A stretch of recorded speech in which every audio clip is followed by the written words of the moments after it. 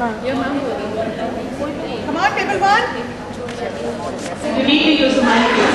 Now I want all of you to pay attention here. Come on, girls.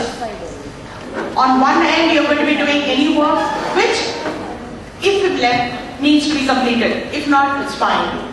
Okay? And your job now, when they are going to be demoing, is going to be to see if it is done effectively, or you think something more can be contributed on this front. It's not the end. Okay? You need to see that it has to come out the best. They will tell you what is the tool, what is the technique that they are using, and you need to see if the assessment criteria that they have made for their activity is it enough, or you want to add something more to it. Performing, the other children are going to sit and assess and see if the activity is done well. You're going to be sitting there and assessing to see the reliability, and then tell them what. And two friends. We are moving home and there is a situation to which we react. So, I wonder if we get a car or something to reach home quickly. Who do you think you'll be finding on this middle of the day? Nobody will be there on the road at this time. Anything can happen. You never know. I can see a car coming that way. Do you think you'll be too risky? Don't do anything of that kind. Nothing is risky, come on. We have to reach home early, it's important. Till Rajguru Nagar. What a coincidence. I am going. It's not a wise decision. Come on, don't be negative, think positive. Okay, if you say so.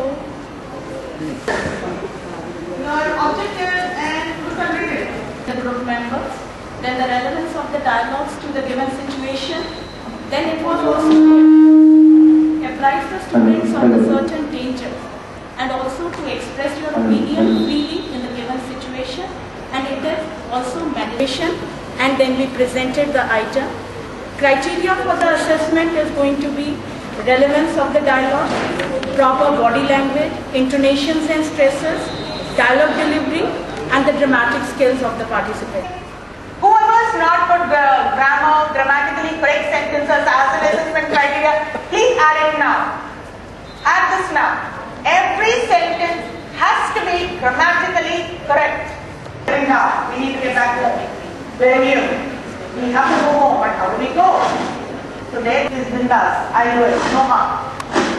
Even in spite of being told, we might get kidnapped, let's not do it. He said, no, let's go and got kidnapped. कोई हम जो ना पखावत सिखाएं?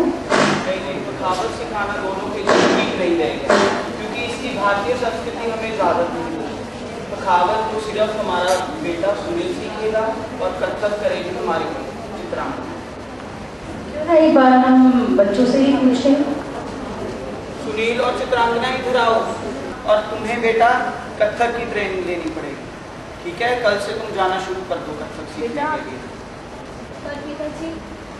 कुछ नहीं बोलना, जो मेरा फैसला है वो अंतिम रहेगा। आपको कथक सीखना पड़ेगा और तुम्हें पखावत।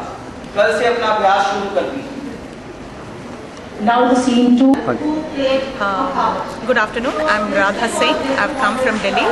I'm an educationist trainer for the teachers जो CBSE करिकुलम में स्कूल्स एनरोल्ड हैं। हम उनके लिए वर्कशॉप्स करते हैं टू एम्पावर द टीचर्स, उनकी कैपेसिटी बिल्ड करने के लिए।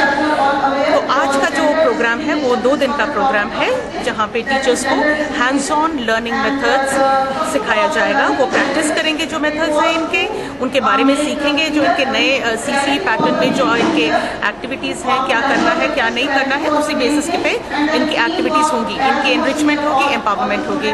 सो वर्कशॉप में सभी सब्जेक्ट्स के लिए केटर करेंगे and we will teach them the new methods of doing activity, जो फॉर्मेटिव में होगा और जो समेटिव में होगा। अभी फॉर्मेटिव असेसमेंट की एक्टिविटीज़ चल रहे हैं, जिससे वो टीचर्स को पता चलेगा कि भाई नए तरीके से कैसे आपने कराना है।